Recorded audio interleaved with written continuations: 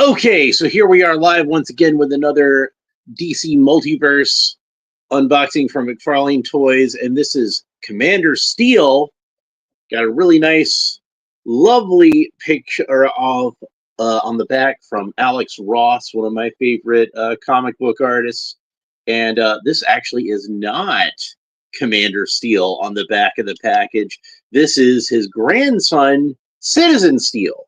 Now, Commander Steel has a fairly interesting history in the DC universe, which I will go over somewhat briefly. He was a character created in the 1970s, kind of a pseudo Golden Age character, because he was a World War II era hero created in his own series called Steel, the Indestructible Man.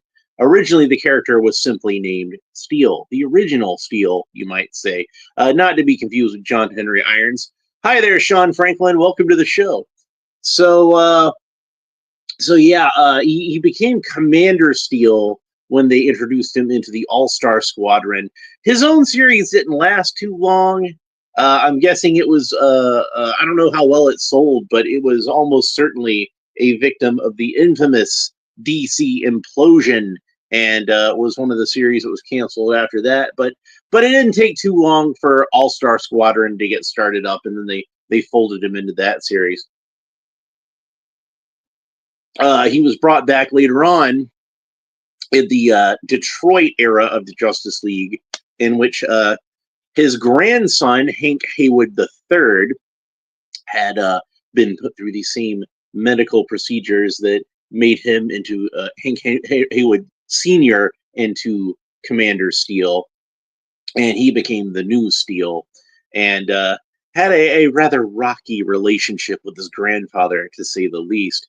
But that character was eventually killed off, and then Nathan Haywood was introduced in the Jeff Johns Justice Society series, and he carried on that legacy from then on. So I'm not sure if this figure is really supposed to be Commander Steel or if it's supposed to be Citizen Steel, because it does say JSA on there, and like I said, Nathan Haywood was the one who was in JSA. Sean Franklin says, have you seen Wicked? Good movie, Wizard of Oz movies. I haven't seen Wicked yet. No, I haven't had a chance to get to the theater. So I did hear good things about it, though. So yeah, I did really like the original Wizard of Oz when I was growing up. Like, I think most people that's a classic. You know, I think most people have seen that movie. That's one of those. I don't care how old that movie is. I don't care how many years pass between. You know, that's one people are going to watch that movie forever. Like even when they just stop watching movies, that'll be the one they keep watching. They'll keep watching Wizard of Oz. So and of course, I read the original book of the Wizard of Oz. I'm also a big fan of Return to Oz from the 1980s with Fairuza Balk in it. That was one I really loved when I was a kid, and that one's actually, I think, probably the most faithful of any of the Oz movies that I've seen to the original books, which of course meant it was a little too creepy for most people. So, so they didn't really take to that too well at the time, but I loved it. I loved that movie. Anyway, let's go ahead and get Commander Steel open here. I'm really interested to see the trading card, because I'm hoping that'll give me a clue as to whether or not this is actually supposed to be the original Commander Steel or Nathan Haywood, aka Citizen Steel. So here we got the trading card, same lovely piece of Alex Ross artwork on it, and of course the figure stand. Every figure should come with a figure stand. There's no excuse for them not to anymore. And we can see that it is the standard DC Multiverse figure stand, matte black stand with a glossy DC logo embossed onto it. Have you seen The Wiz with Michael Jackson? Yeah, The Wiz. That's another good one. I like that one an awful lot. And of course, like when I was a kid, it was in the 80s. So like Michael Jackson was huge. So like Michael Jackson was like the biggest thing in the world, like just pop cultural phenomenon. So they showed that on TV a fair amount when I was a kid.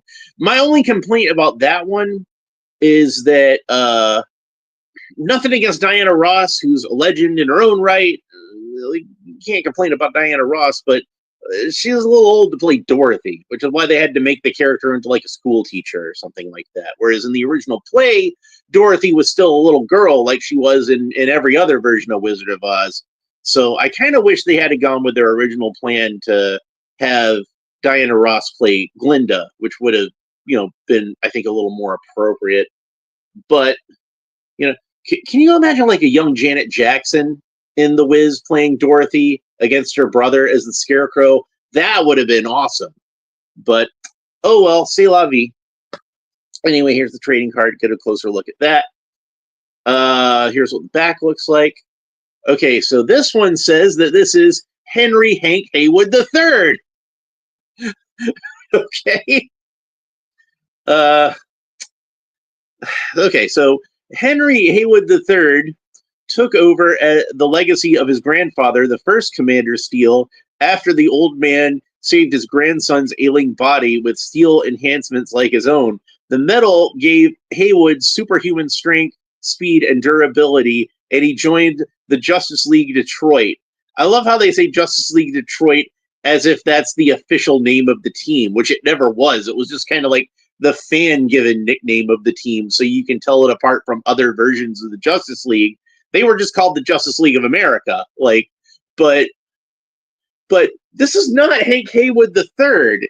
He had a completely different steel costume, and he had like the top of his cowl was cut out so you could see his like ginger hair coming out the top, and didn't look really anything like it. Was still like kind of the red, white, and blue thing, but it was not really this. I don't know what they're doing with this guy. I don't know what character this is supposed to be. Is it like because this is either Hank Haywood the first or it's Nathan Haywood looking at the figure, but they're trying to tell me it's Hank Haywood the third, which doesn't look anything like this figure and is dead as far as I know. Like unless they brought him back at some point that I'm not aware of, he's no more. He's ceased to be. He's an ex Hank Haywood. He's as dead as any dead thing that ever died. So I don't know what the deal is. I'm confused. It's a nice looking figure. I'm just going to leave it at that. You can really pretend it's whatever version of Steel you want to, be it Commander Steel or Citizen Steel or Hank Haywood the Third, I guess. But that doesn't make any sense. I'm confused. I'm so confused right now. I don't know what to think about this. So anyway, let's get all these extra hands out of this package. He doesn't come with any other accessories other than some extra hands. So we'll have a look at those in a second. I'm going to get them all out of the package first. I'm just going to cut them with an X-Acto knife. Get it out a little easier. Okay. The tape stuck to this one. Unless I cut too much of the tape. All right, I'll put my X-Acto knife there. In case I need it again, I will need it again because I'll want to cut through these dreaded rubber tabs. And yeah, I am looking for something right now because there's something that the Joker trading card got warped. That's too bad. I don't know where I would have put it. I thought I had it up here because I was going to do something with it.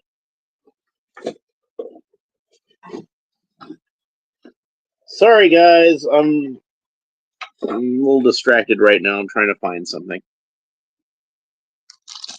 Don't worry. I'll be back in just a second.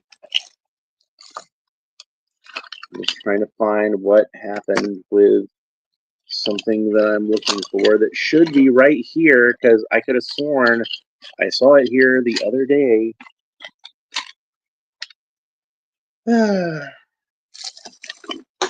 Would it really be an episode of this YouTube channel if I wasn't digging around for something on my desk at some point? We wouldn't want to miss out on that now, would we?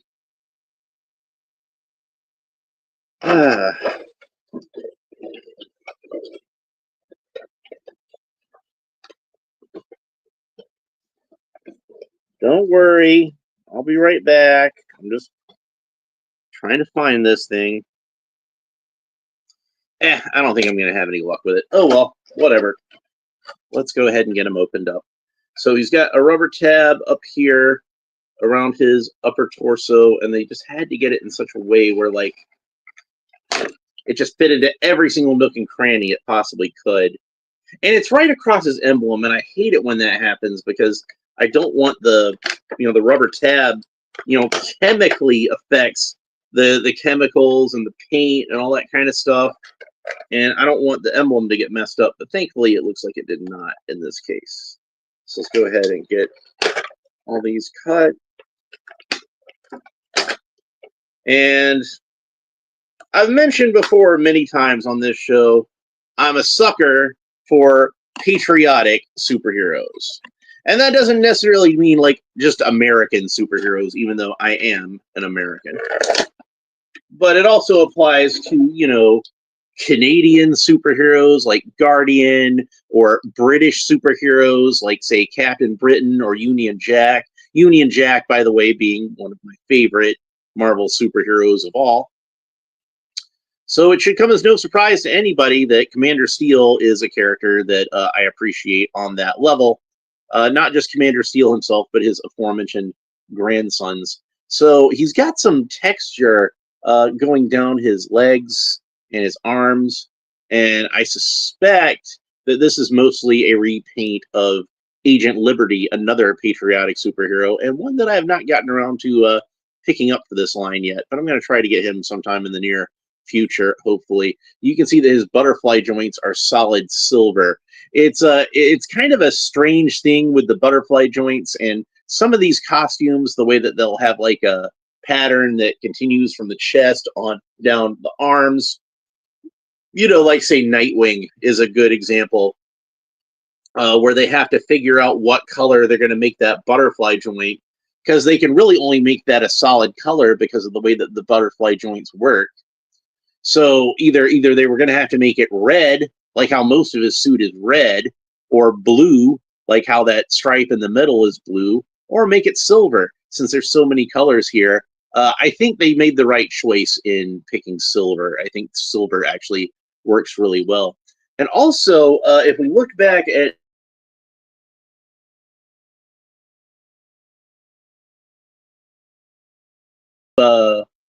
just plain red and a plain blue, they aren't metallic at all. So that leads me to believe that this probably is supposed to be the golden age version of Commander Steel.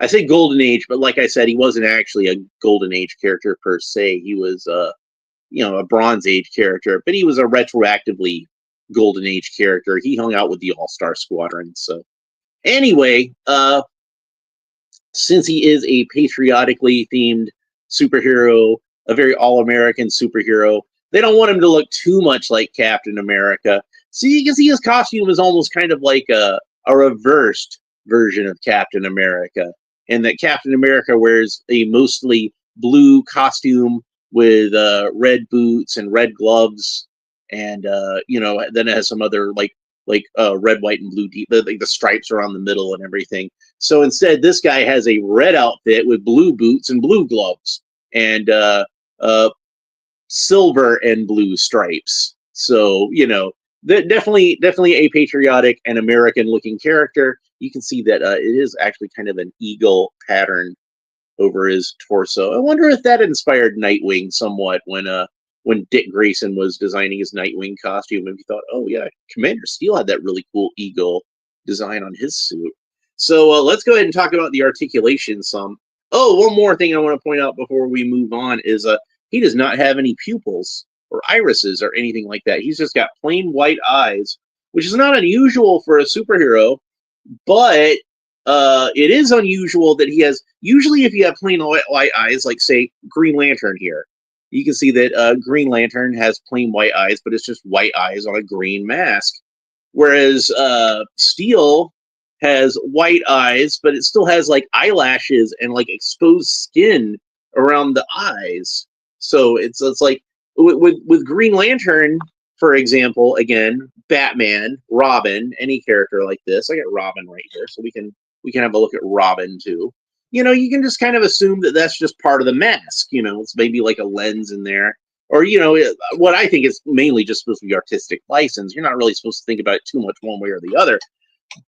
But on Commander Seal, since he's got the flesh color around there, it just makes me think that he literally has no pupils. He literally just has white eyes. Since the dude is a cyborg, I suppose that's possible. Oh, that's something else I should mention, is around the time that Commander Steel was created in the comic books, this would have been around the late 70s, the $6 Million Man was still a very popular TV show at the time. So obviously, Steve Austin would have been another one of the influences on Steel, I think. So, couldn't hurt to make him make something kind of like the Bionic Man, but also like make him like a World War II superhero, like Wonder Woman is right now. So anyway, that aside, let's get back to talking about their articulation. So Steel can look up about that far, he can look down about that far, tilts his head kind of quizzically from side to side, rotate the head all the way around. Of course, the arms rotate all the way around to the shoulders. I already mentioned the butterfly joints. They move forward about that far, move backward about that far. These are some really good butterfly joints. Arms can move up at the shoulder about that far. He does have a bicep swivel, so the bicep rotates all the way around. He's got double jointed elbows. That's about the range of articulation you get at the elbows. Wrist articulation, he's got that great Mcfarlane wrist articulation, so it rotates all the way around, both where the wrist meets the hand and where the wrist meets the forearm. And then it's got this joint on here that can move back and forth. And you can really move that wrist around any which way you want to. It's some great wrist articulation, as we come to expect from Mcfarlane by that point. Speaking of great articulation we expect from Mcfarlane, he's got the great Mcfarlane torso articulation. We can move that around really any which way we want to. Now, on my copy of on my copy of Steel, you can see that like this leg gets kind of stuck up underneath here, and I'm hoping that's just something that's just on my example and not something that's particularly common with this figure. It's pretty easy for me to slide it back down, but I guess because it got kind of warped like that, it's also kind of easy for it to pop back up. So you might want to be careful of that on yours. Like I said, I don't know if that's something that's common on this figure or if it's just my example. So, but I did feel like pointing that out. So speaking of which, Steel can kick up about that far, which is a great range of motion for these figures. He's not encumbered at all by that rubber trunk piece. It just moves right out of the way and says, "Oh, did you need to get by? Sure, there you go. Just let him kick straight up like that." I'd like to have a Batman figure that could kick like this. I'm telling you, that's some good articulation there. He does have like that kind of slight swivel there. I don't normally talk about this too much on Mcfarlane figures. That's pretty common with those, but it doesn't rotate all the way around, so I don't feel like it's worth mentioning all that much. It's like these figures could probably use a proper thigh cut, honestly. If I had one complaint about the articulation, which is mostly really good on these figures, it would be that. He does have double jointed knees. That's about the range of motion you get at the knees. He does not have a boot cut, even though this is a separate piece of plastic. They could have easily put a boot cut in here, but no, it's glued together.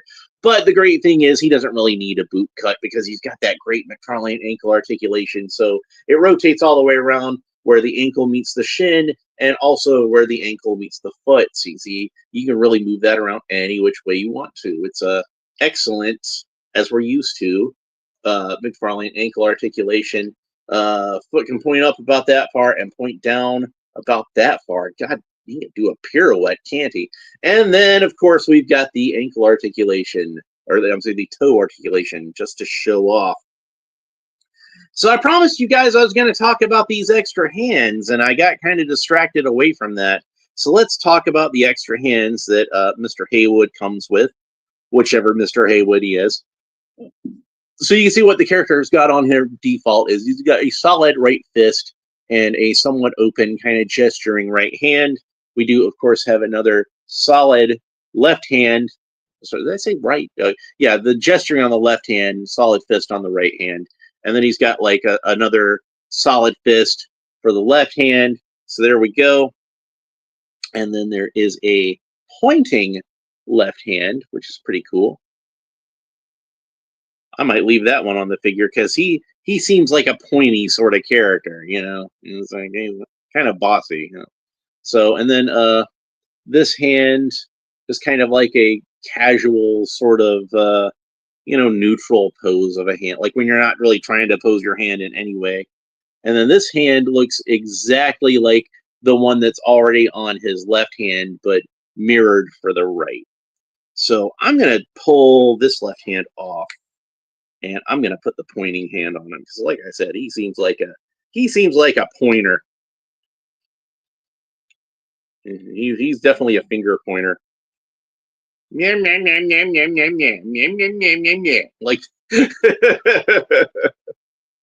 this is going to be the one that's going to stay on him. I think that, like I said, that's a fitting hand for him. So there we go. And some of you smart Alex might be wondering why he didn't come with a shield. But again, this is not Captain America. This is Commander Steel. Captain America is a great hero, and Hank Haywood's a little bit of a jerk. Hello there, ghouls and goblins. Welcome to the show.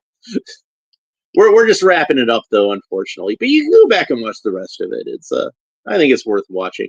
So anyway, this is an interesting character with an interesting history. Which interesting character it is, I couldn't possibly tell you because, you know, it says Commander Steel, which is the grandfather of the two other Steel characters that we were talking. It is a cool figure. I like it.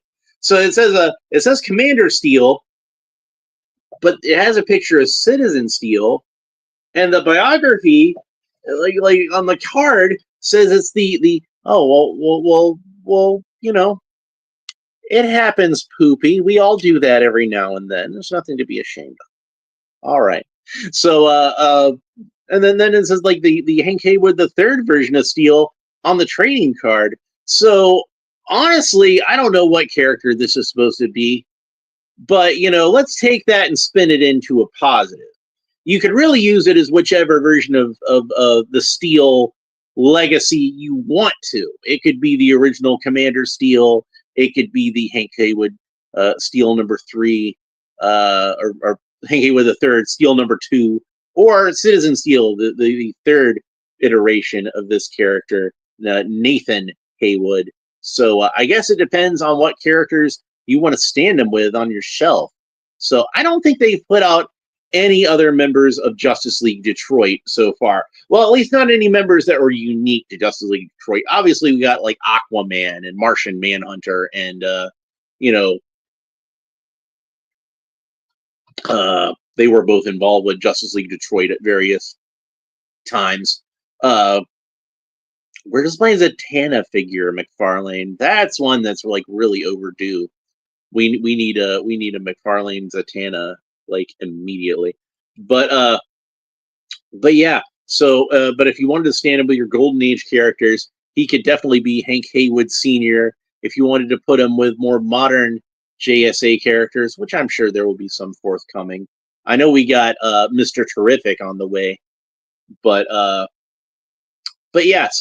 So really, just I'm gonna say that this is Commander Steel because that's what it actually says on the package, and just assume that whoever picked out this image on the back was not aware that this is actually a completely different character, and whoever wrote the bio on the card just did not know what they were doing. Ghouls and Goblins says, I got my Earth 2 Robin in. Awesome figure. Yes. Anybody who's interested in seeing my thoughts on that figure, of course, I did do an unboxing of that too. And that's probably one of my favorite Mcfarlane figures that I've gotten so far. Like I said, I'm a sucker for the Golden Age stuff. And I really like the Earth 2 Robin design just in general. Of course, like I still have right here the Superpowers version that I made myself. So I'm such a big fan of that design. But yeah, I'm really looking forward to the Earth 2 Bat. I don't think it's officially called an Earth 2 Batman, but the one that comes with Ace the Bat Hound. We know that's an Earth 2 Batman, right? I'm going to put that with my Earth. It's going to stand with my Earth 2 Robin, regardless. Like those are going to go together. So, oh, thank you. I very much appreciate that. Yeah, like He's mostly pretty simple. It's basically a repaint of Nightwing. I just made a cape for him and 3D printed an emblem. But yeah, I was really happy with how he turned out.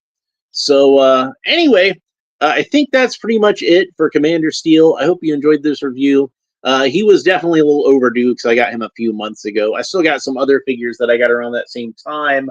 I still got Fire. I still got Max Mercury. I still got Owlman. I got to open up. I got to do Owlman soon because I need to try to get the rest of the Crime Syndicate characters they made, because I know they made Power Ring, and I know they made Ultraman or Superman of Earth 3, since I guess Ultraman is copyrighted by the Japanese superhero.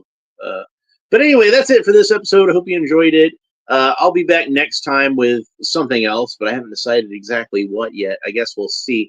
I know I got a bunch of stuff coming from Big Bad Toy Store, so once those come in, I'm gonna have like a whole lot of stuff to go over, because I've got like piles of stuff right now that I'm just waiting on like one item from that Big Bad Toy Store shipment to show up, so I can just do them all at once. But yeah, I guess that's it for this one. I got nothing else to say about him. He's pretty cool. Definitely worth picking up if you can still grab him. I know I still saw some hanging around at the Target closest to my house, so there's a good chance you can still find him if you're looking for him. Anyway, we'll talk to you next time. Bye.